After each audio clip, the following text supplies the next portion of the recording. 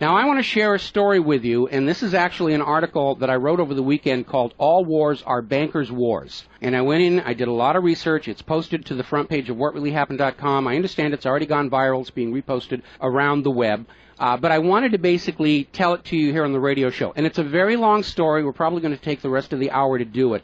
But it's something that you need to understand, that all of these wars and assassinations that we're told are crazed lone nut assassins or weapons of mass destruction or bringing democracy, all of them track back to the private central bankers as the initiating event. And the more you study this, the more you will realize all the wars are wars for the bankers, for the private central bankers. And I know a lot of people are going to have difficulty comprehending this, just how many of these wars we have fought as a nation were fought for no other purpose than to force private central banks onto nations that did not want them. So we're going to have a few examples so you understand why at this particular time in history the United States government is mired in so many wars against so many foreign nations. And there's plenty of precedents for this. Now, going back to the beginning, the United States fought the American Revolution primarily over King George III's Currency Act, which forced the colonists to abandon their own government-issued currencies and conduct business only using printed banknotes borrowed at interest from the Bank of England. If you go back to the writings of Ben Franklin, direct quote, the refusal of King George III to allow the colonies to operate an honest money system which freed the ordinary man from the clutches of the money manipulators was probably the prime cause of the revolution. That's Ben Franklin. Now, our public schools don't teach that because you're not supposed to know that the bankers were really behind the American Revolution. After the Revolution, the United States adopted a revolutionary, radically different economic system in which the government issued its own value-based currency so that private banks couldn't skim the wealth of the people through interest-bearing banknotes. So the American Revolution was fought primarily to free the American people from King George III's Currency Act, which ordered them to conduct all business using printed banknotes borrowed at interest from the Bank of England. So the Bank of England was just, raking in wealth from the labor of the American people in exchange for ink and paper. And that fueled the anger that led to the American Revolution. Your public schools don't spend a lot of time on that, but that was really what it was all about. So the revolution was over, the United States was born, but the private bankers are nothing if not dedicated to their schemes to acquire other people's wealth, and they knew full well how easy it is to corrupt a nation's leaders. Now, just 1 year after Mayer Amschel Rothschild had uttered his infamous, "Let me issue and control the nation's money, and I care not who makes the laws," private bankers succeeded in setting up a new private central bank called the First Bank of the United States, largely through the efforts of the Rothschilds' chief supporter in the United States, Alexander Hamilton. Now, this First Bank of the United States was founded in 1791, and by the end of its 20-year charter, the First Bank of the United States had almost ruined the nation's economy while enriching the bank's owners. As a result, Congress refused to renew the charter and signaled their intention to go back to a state-issued, value-based currency on which the people paid no interest at all to any banker. This resulted in a threat from Nathan Mayer Rothschild against the U.S. government. Quote, "Either the application for renewal of the charter is granted, or the United States will find itself involved in a most disastrous war." End quote. Congress still refused to renew the charter for the First Bank of the United States, whereupon Nathan Mayer Rothschild railed, quote, "Teach those impudent Americans a lesson. Bring them back to colonial status." End quote. Financed by the Rothschild-controlled Bank of England, Britain then launched the War of 1812 to recolonize the United States and force them back into the slavery of the Bank of England's banknotes, or to plunge the United States into so much debt they would be forced to accept a new private central bank. And the plan worked.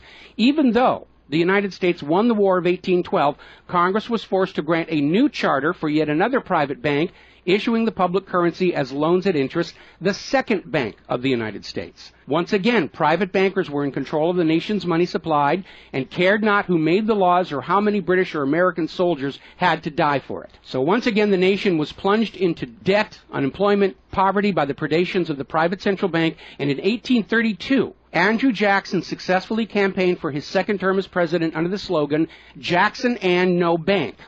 True to his word, Jackson succeeded in blocking the renewal of the charter for the Second Bank of the United States of America. And this was where that famous quote came from Andrew Jackson. Quote, "Gentlemen, I too have been a close observer of the doings of the Bank of the United States. I have had men watching you for a long time, and I am convinced that you've used the funds of the banks to speculate in the breadstuffs of the country. When you won, you divided the profits amongst you, and when you lost, you charged it to the bank. You tell me that if I take the deposits from the bank and annul the charter, I shall ruin 10,000 families. That may be true, gentlemen, but that is your sin. Should I let you go on, you will ruin 50,000 families, and that would be my sin. You are a den of vipers and thieves. I've determined to rout you out, and by the eternal God, I will rout you out. End quote. Andrew Jackson. Shortly after the charter for the Second Bank of the United States expired, there was an assassination attempt on Andrew Jackson, and it failed when both pistols used by the assassin, Richard Lawrence, failed to fire. Later on, Lawrence explained the motive for the assassination by saying that with President Jackson dead, money would be more plenty. So it was an assassination motivated by the interests of the bankers. Now, our public school system is as subservient to the bankers' wishes to keep certain history from you, just as the corporate media is subservient to Monsanto's wishes to keep the dangers of GMOs from you, and the global warming cult's wishes to conceal from you the fact that Earth has actually been cooling for the last 16 years. So it should probably be no surprise that the financial dimension of the Civil War are not well known to the average American. It's portrayed in our history books and our popular media as an internal dispute over slavery, but in fact it was a war with global implications. When the Confederacy seceded from the United States, the bankers once again saw the opportunity for a rich harvest of debt and offered to fund Lincoln's efforts to bring the South back into the Union at 30% interest.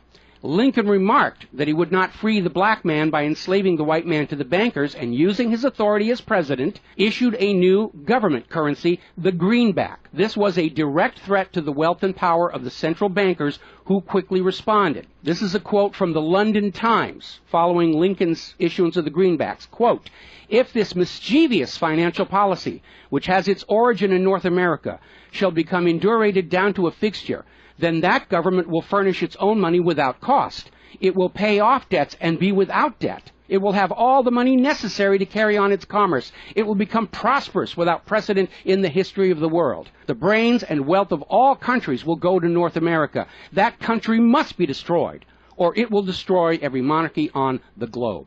So, goaded by the private bankers, much of Europe supported the Confederacy against the Union, with the expectation that victory over Lincoln would mean the end of the greenback. France and Britain seriously considered an outright invasion on the United States in support of the Confederacy, but they were held at bay by Russia. A little bit of history most Americans don't understand. Russia came to the aid of Lincoln's Union during this crisis. Now, at that time, Russia had just ended their serfdom system, and they had a state central bank similar to the system the United States had been founded on. Now, free of European intervention, the Union won the war, and Lincoln announced his intention to go on issuing the greenbacks. Following Lincoln's assassination, the greenbacks were pulled from circulation, and the American people forced to go back to an economy based on banknotes borrowed at interest from the private bankers.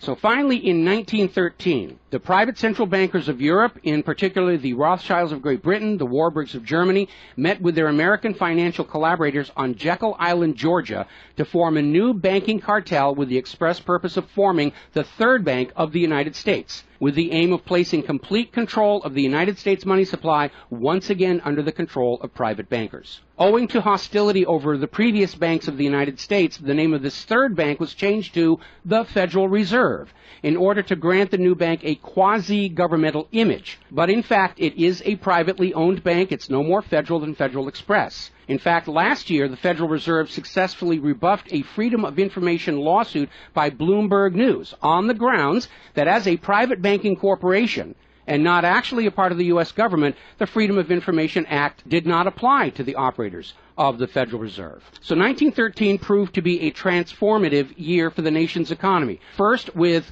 Congress' passage of the 16th Income Tax Amendment and the false claim it had been ratified. Here's another direct quote. "I think if you were to go back and try and find and review the ratification for the 16th Amendment, which was the internal revenue, the income tax, I think if you went back and examined that carefully, you would find that a sufficient number of states never ratified that amendment," end quote. That's U.S. District Court Judge James C. Fox in Sullivan versus United States, 2003. Later that same year, 1913, and apparently unwilling to risk another questionable amendment, Congress passed the Federal Reserve Act over the Christmas holiday in 1913, while members of Congress opposed to the measure were at home. This was a very underhanded deal, as the Constitution explicitly vests Congress with the authority to issue the public currency, does not authorize its delegation, and thus would have required a new amendment to transfer that authority to a private bank. But pass it, Congress did, and President Woodrow Wilson signed it as he promised the bankers he would in exchange for generous campaign contributions. Now, President Wilson later regretted that decision. You've probably heard this quote before, but you're going to get it again. Quote, "I am a most unhappy man. I have unwittingly ruined my country. A great industrial nation is now controlled by its system of credit. We are no longer a government by free opinion, no longer a government by conviction and the vote of the majority, but a government by the opinion and duress of a small group of dominant men." That was Woodrow Wilson writing in 1919.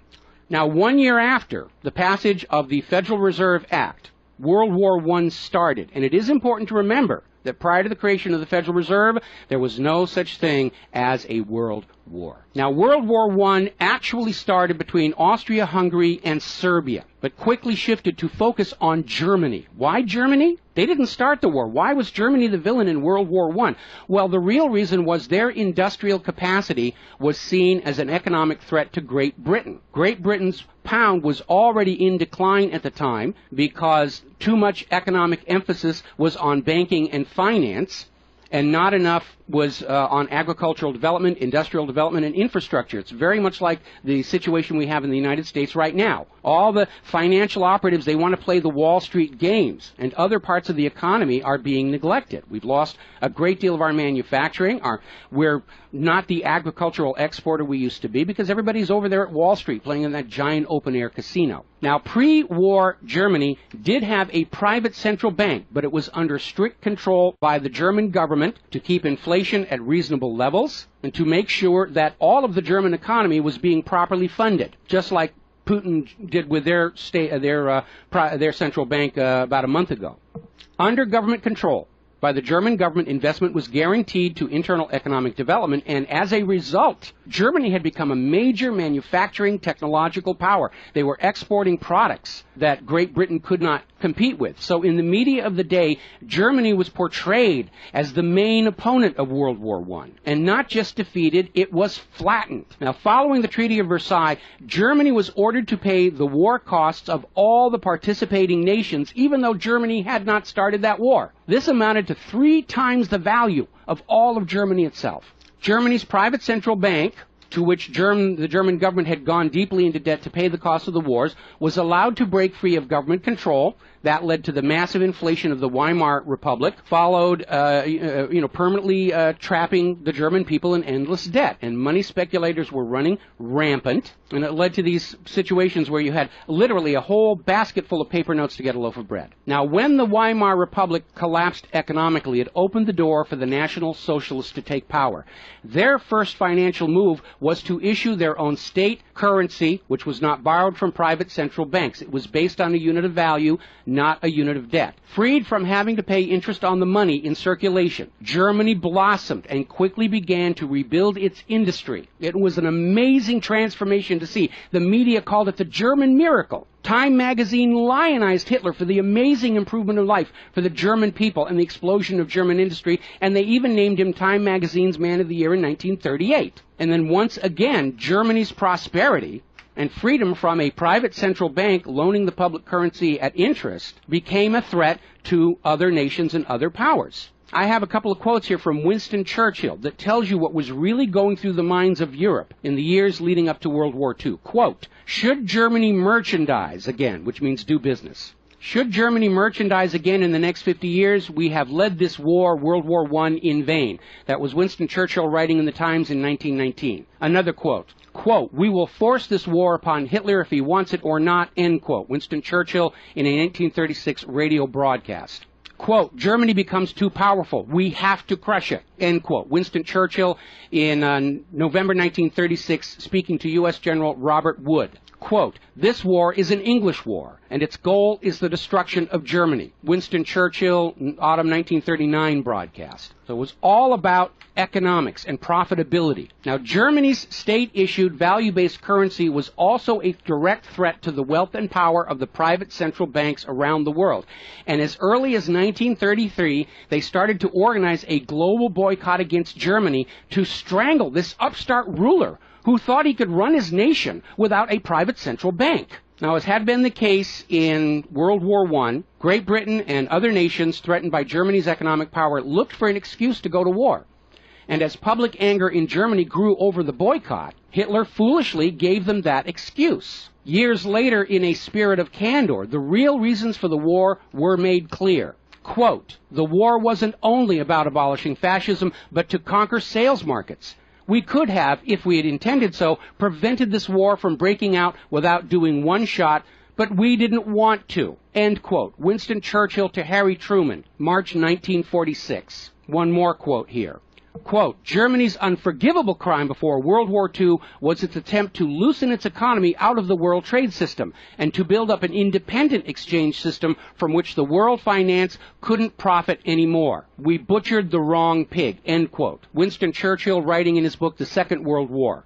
Now, a little side note, we're going to actually step back in time to the years before World War II. A little bit of history a lot of Americans are still completely unaware of. And it involves a gentleman by the name of Marine Corps Major General Smedley Butler. In 1933, Wall Street bankers and financiers had bankrolled the successful rise to power of Hitler and Mussolini. Brown Brothers Harriman in New York, and they're still there. I saw them when I was there for the 9/11 anniversary. They were financing Hitler right up to the day war was declared with Germany. And these Wall Street financiers decided that a fascist dictatorship in the United States, based on the one Mussolini had in Italy, was going to be far better for their business interests than Roosevelt's New Deal, which threatened massive wealth redistribution to recapitalize the working and middle classes of America. So the Wall Street tycoons recruited General Butler to lead the overthrow of the U.S. government and install a Secretary of General Affairs who would be answerable to Wall Street and not the people, would crush social unrest and shut down all the labor unions. General Butler pretended to go along with the scheme, but then exposed the plot to Congress.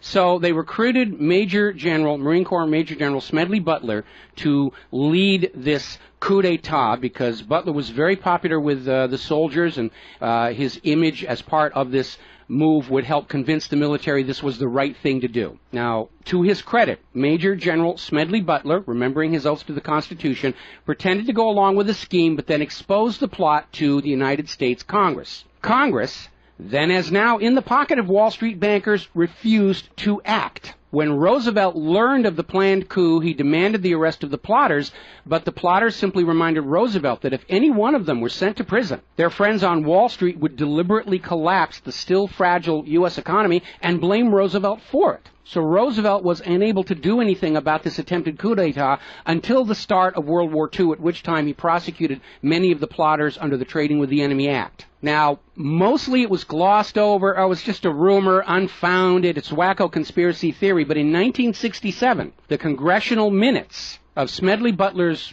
revelation to Congress of the coup were finally released to the public. You ever see this movie 7 Days in May, Kirk Douglas and Burt Lancaster, about an attempted military takeover of the United States of America? It was based loosely on this story. But of course in the movie, the bankers being behind the Burt Lancaster character was completely removed from the script here. Now, Smedley Butler is also famous for writing a work called War is a Racket. And I would like to read you a quote from that. Quote, "I spent 33 years and 4 months in active military service as a member of our country's most agile military force, the Marine Corps. I served in all commissioned ranks from second lieutenant to major general. And during that period, I spent more of my time being a high-class muscle man for big business, for Wall Street, and for the bankers. In short, I was a racketeer, a gangster for capitalism. I suspected I was just part of a racket at the time. Now I'm sure of it. Like all members of the military profession, I never had an original thought until after I left the service. My mental faculties remained in suspended animation while I obeyed the orders of the higher-ups. This is typical with everyone in the military service. Thus, I helped make Mexico and especially Tampico safe for American oil interests in 1914. I helped make Haiti and Cuba a decent place for the national National City Bank boys to collect revenues in. I helped in the raping of half a dozen Central American republics for the benefit of Wall Street. The record of racketeering is long. I helped purify Nicaragua for the international banking house of Brown Brothers in 1909 through 1912. I brought light to the Dominican Republic for American sugar interests in 1916. In China in 1927, I helped see to it that the Standard Oil went its way unmolested. During those years, I had, as the boys in the back room would say, a swell racket. I was rewarded with honors, medals, and promotion. Looking back on it, I feel I might have given Al Capone a few hints. The best he could do was operate his racket in 3 city districts. I operated on 3 continents. General Smedley Butler, former U.S. Marine Corps Commandant, and he wrote that in 1935. So, now moving forward here. As president, John Fitzgerald Kennedy understood the predatory nature of private central banking. He understood why Andrew Jackson fought so hard to end the Second Bank of the United States. So Kennedy wrote and signed Executive Order 11110, which ordered the U.S. Treasury to issue a new public currency called the United States Note. Now, Kennedy's United States notes were not borrowed from the Federal Reserve. They were created by the U.S. government and backed by the silver stockpiles held by the U.S. government. It represented a return to the system of economics the United States had been founded on, and it was perfectly legal for Kennedy to do so under the Constitution. All told, some $4.5 billion went into the public circulation, which eroded interest payments to the Federal Reserve and loosened their control over the nation. 5 months after signing Executive Order 11110, John F. Kennedy was assassinated in Dallas, Texas, and the United States notes pulled from circulation and destroyed. Following Kennedy's assassination, John J. McCloy, president of the Chase Manhattan Bank and president of the World Bank, was named to the Warren Commission. Now, I don't care how good a banker he is, he's not qualified to be investigating a murder, which is what we were told the Warren Commission was all about, to get the truth of the assassination. But we all know that the Warren Commission was there to cover up what was going on, and obviously we can presume safely that John J. McCloy's presence on the Warren Commission was to make sure the American public never got even a hint of the financial dimensions behind the assassination. So, as we enter the 11th year of what I am certain future history will most certainly describe as World War III, we need to examine the financial dimensions behind all these wars. Why are we here? Why are our children being killed and crippled? Is this another war for the profit of the private central bankers? And the answer is yes. Now, toward the end of World War II, when it became obvious that the Allies were going to win and dictate the post-war political environment, the major world economic powers met at Bretton Woods, a luxury resort in New Hampshire, in July of 1944, and they hammered out the Bretton Woods Agreement for International Finance. The British pound lost its position as the global trade and reserve currency to the U.S. dollar. There are indications this was part of the price demanded by Roosevelt in exchange for the U.S. entry into the war. Now, absent the economic advantages of being the world's go-to currency, Britain was forced to nationalize their Bank of England in 1946. The Bretton Woods Agreement, ratified in 1945, in addition to making the dollar the global reserve and trade currency, obligated the signatory nations to tie their currencies to the dollar. The nations that ratified Bretton Woods did so on 2 conditions. The first was that the Federal Reserve would refrain from overprinting the dollar, basically as a means to loot real products and produce from other nations in exchange for ink and paper. It basically was an imperial tax imposed by the U.S. economic system on the rest of the world. That assurance of no overprinting was supposedly backed up by the second requirement, which was that the U.S. dollar would always be convertible back to gold by the U.S. government at $35 an ounce. Now, of course, the Federal Reserve, being a private bank and not answerable to the U.S. government, did in fact start overprinting paper dollars, which were sent to other nations around the world, and under Bretton Woods, they had to send back products and produce and raw materials at full value. And much of the perceived American prosperity of the 1950s and 60s was the result of these foreign nations having to send real raw materials, goods, produce, back to the United States in exchange for these little pieces of paper with ink all over them, because they were forced to accept these paper notes as being worth $35 per ounce of gold. Then in 1970, France started looking at this huge pile of printed paper notes sitting in their bank vaults, for which real French products like wine and cheese had been traded, and it notified the United States government that they would exercise their option under Bretton Woods to return all those paper notes for gold at the agreed-upon $35 per ounce exchange rate. The problem was the United States had nowhere near the gold to redeem all those paper notes. So on August 15, 1971, Richard Nixon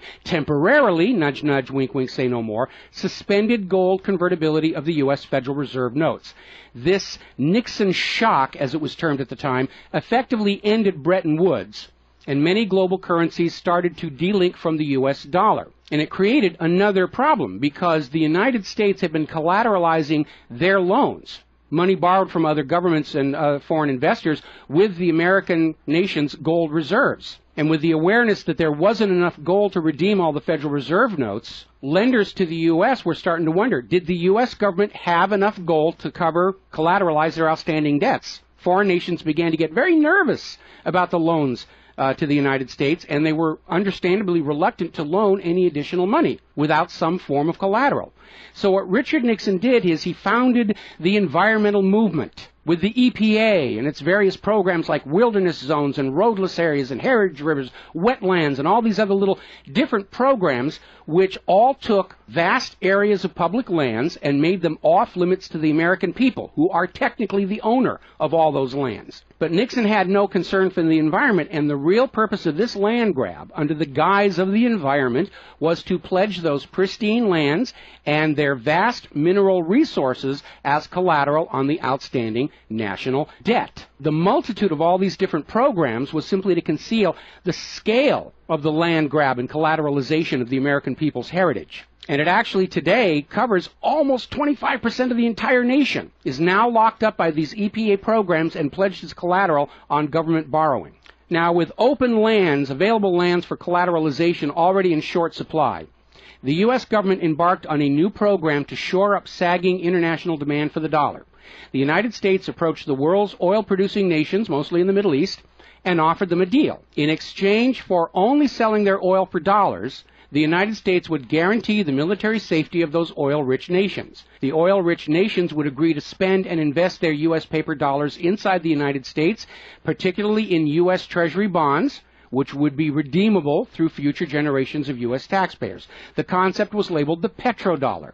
In effect, the United States, no longer able to back the dollar with gold, was now backing it with oil, other people's oil. And that necessity to keep control over those oil nations to prop up the dollar has dominated America's foreign policy in the region ever since. But as America's manufacturing and agriculture has declined, the oil-producing nations faced a dilemma. Like France, they've got piles and piles of these paper notes and treasury bonds piling up in their vaults, and there really wasn't all that much except real estate they wanted to buy from the United States of America. Europe's cars and aircraft were superior and less costly. In more recent times, America's experiment with GMO food crops has led a lot of nations to simply avoid buying U.S. agricultural exports. Israel's constant belligerence against its neighbors has caused the oil-producing nations to wonder if the U.S. could actually keep their end of the petrodollar arrangement. So oil-producing nations started to talk of selling their oil for whatever currency the purchasers wanted to pay. Iraq, already somewhat hostile to the United States following Desert Storm, demanded the right to sell their oil for euros in 2000. In 2002, the United Nations agreed that Iraq had a right to sell their oil for euros under the Oil for Food program. 1 year later, 2003, the United States reinvaded Iraq, lynched Saddam Hussein, and placed Iraq's oil back on the world market, only available for U.S. dollars. Now, the clear U.S. policy shift following 9/11, away from at least attempting to appear to be an impartial broker of peace in the Mideast to one of unquestioned support for Israel's aggressions, only further eroded confidence in the petrodollar deal, and even more oil-producing nations started openly talking of trading their oil for other global currencies. So over in Libya, Muammar Gaddafi had instituted a state central bank and a value-based trade currency, the gold dinar. Gaddafi then announced that Libya's oil was for sale, but only for the gold dinar. Other African nations, seeing the rise of the gold dinar and the euro, even as the U.S. dollar continued its inflation-driven decline, flocked to the new Libyan currency for trade.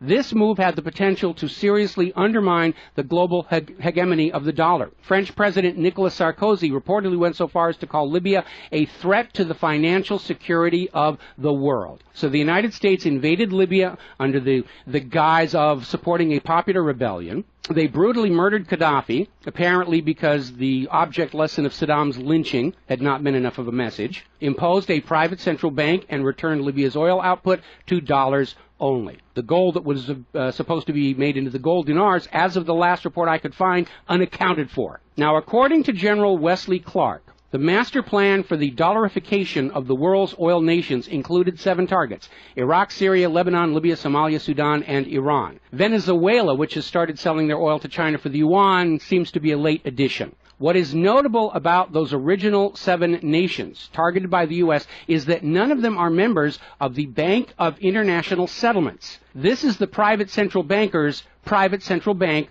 located in Switzerland. That meant that those 7 targeted nations were deciding for themselves how to run their nation's economies rather than submitting to the international private central bankers. Now, of course, the bankers' gun sights are on Iran, which dares to have a government central bank and sell their oil for whatever currency they choose. The war agenda for Iran is, as always, to force Iran's oil to be sold only for dollars and to force them to accept a privately owned central bank. Now, you have been raised by a public school system and a media that constantly assures you that the reasons for all these wars and assassinations are many and varied. We're bringing democracy to the conquered lands. We hear that a lot. When actually the U.S. hasn't. The usual result of a U.S. overthrow is the imposition of a pro-business, pro-Wall Street, pro-U.S. dictatorship. Good example, the 1953 CIA overthrow of Iran's democratically elected government of Mohammad Mossadegh and the imposition of the Shah. Or the 1973 CIA overthrow of Chile's elected government of President Salvador Allende and the imposition of the dictator Augusto Pinochet. Another one of the excuses we'll get is we have to save the people from a cruel oppressor. That's the one they're using in Syria right now. Revenge for 9/11. That was a big one going into Iraq. And then later on, President Bush was caught on video saying, no, Iraq had nothing to do with 9/11. And behind all of them, that tired, worn-out, catch-all excuse for invasion, weapons of mass destruction. Assassinations are always passed off as crazed lone nuts to obscure the real agenda. And the real agenda of the bankers is very simple. It is enslavement of the people by creation of a false sense of obligation. Now, that obligation is false because the private central banking system by design creates more debt than money with which to pay the debt. There is no way out the way it's set up. It's impossible to escape as long as you're playing by their rules. And you need to understand, private central banking is not science. It is a religion. It's a set of arbitrary rules created to benefit the priesthood, meaning the bankers, and it is supported only because people believe this is the way it's supposed to be.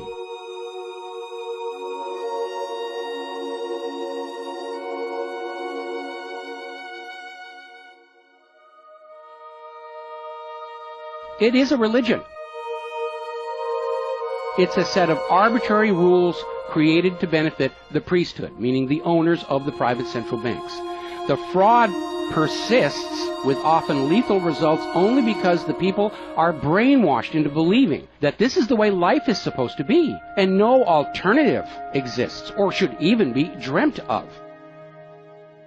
Now, this same approach, the same brainwashing, was true of 2 earlier systems of enslavement, rule by divine right and slavery, both systems built to trick people into obedience, and both now recognized by modern civilization as illegitimate. So now we are on the verge of a new era in history where we will recognize that rule by debt, rule by private central bankers issuing the public currency as a loan at interest is equally illegitimate. It only works as long as people allow themselves to believe that this is the way life is supposed to be. But you need to understand something that's the core of the issue. Private central banks do not exist to serve the people, the community, or the nation. Private central banks exist to serve their owners, to make them rich beyond the dreams of Midas, and all for the cost of ink, paper, and the right bribe to the right official, and the occasional assassination. But behind all these wars and all these assassinations, the 100 million plus horrible deaths from all of these wars, lies a single policy of financial dictatorship. The private central bankers only allow rulers to rule, only on the promise that the people of a nation be enslaved to the private central banks. Rulers who do not go along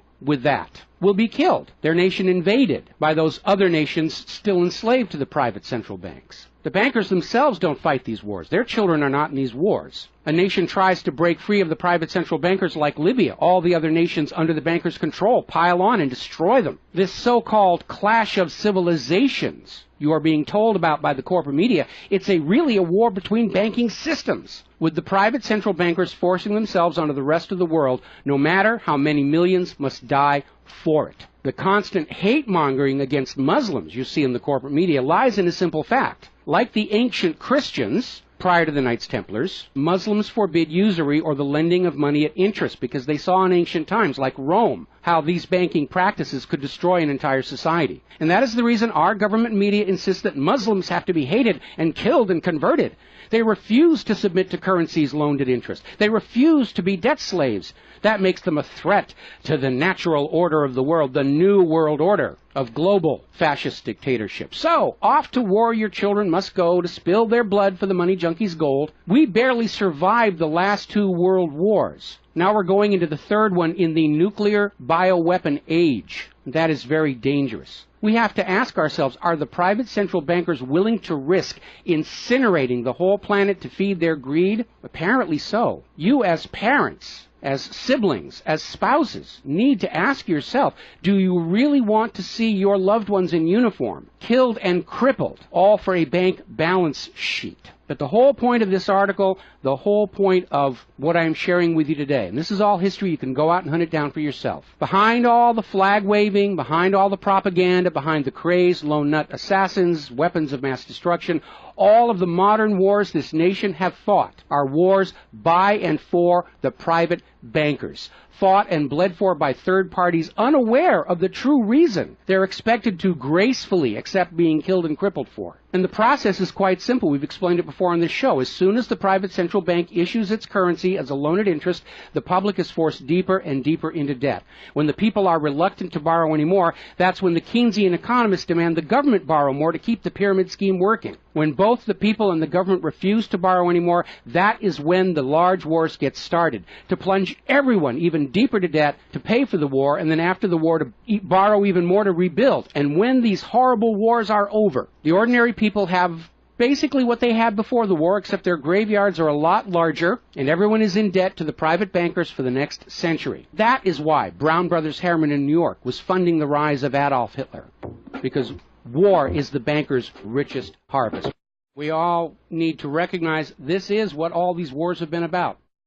Private central banking, enlarging their domain, imposing their will on nations that do not want it, imposing their system on the rulers of nations who do not want it. Bribery, blackmail, assassination, they will do anything to maintain their stranglehold on the productivity of the world's people. And as long as private central banks are allowed to exist, inevitably, as the night follows the day, there will be poverty, hopelessness, millions of deaths in endless world wars until the earth itself is sacrificed in flames to Mammon. The path to true world peace lies in the abolishment of all private central banking everywhere, and a return to the state-issued, value-based currencies that allow nations and people to become prosperous through their own labor and development and efforts. Now, I mentioned the Knights Templars.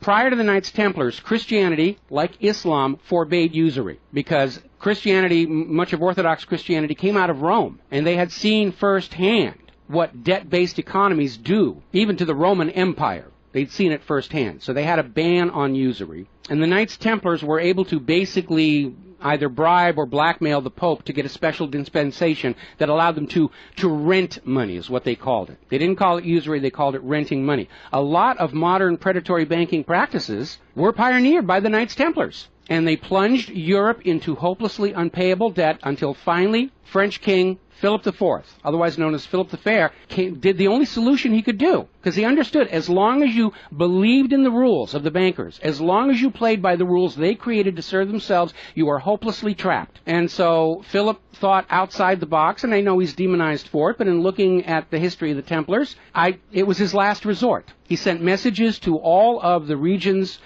in France, secret orders on the same time, in the same moment, on the same day. All of the Templars were arrested. and their commanderies, which is what they called their banks, were broken into, looking for looted wealth. They didn't find a lot of it. It was a paper empire, just like the Federal Reserve is. It's all based on paper. There's nothing of any real value there. It's all paper notes. And he sent the Templars to prison and execution, except for Scotland and Portugal, where the Pope and King Philip IV really didn't have a lot of control.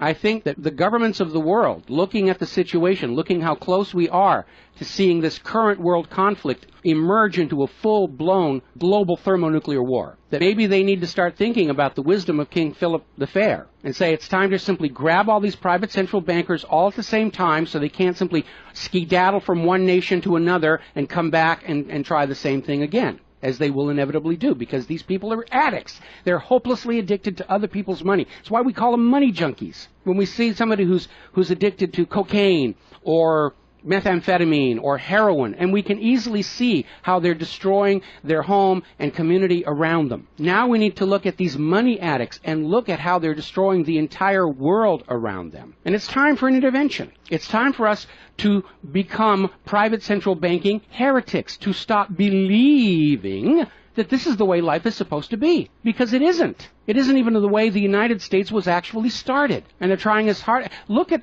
the destruction of our nation. We used to be the world's greatest nation. Now the most generous estimate is we're down to number 16 and still falling. And yet, despite the destruction to our nation, its infrastructure, its children, its quality of medical care, the quality of its manufacturing output, we still are compelled somehow to go out and force this same banking system onto the rest of the world at the point of a bayonet. Does that make any sense at all? Not to a rational human being. To a money junkie, yeah, it's perfect. But we're really at a crisis point in history. And the first step to resolving that crisis, to not let it go any further into a potential nuclear war, is to recognize that private central banking, ruled by manufactured illusion of debt, is no more legitimate a system of governance than rule by divine right or rule by slavery. We all need to recognize the true cause of all the pain and suffering and wars. It's not the terrorists, it's not Al-Qaeda. These are just distractions and set pieces put in front of your eyes so you can't see the very clear pattern behind much of modern human history. It's a war of banking systems, with the predatory private central banks seeking to eradicate any nation and any ruler that would dare try and operate their economy outside the control of the private central bankers. That's the real cause for the war. Is it something you're willing to fight and die for, to support these private central bankers? Is it something you're willing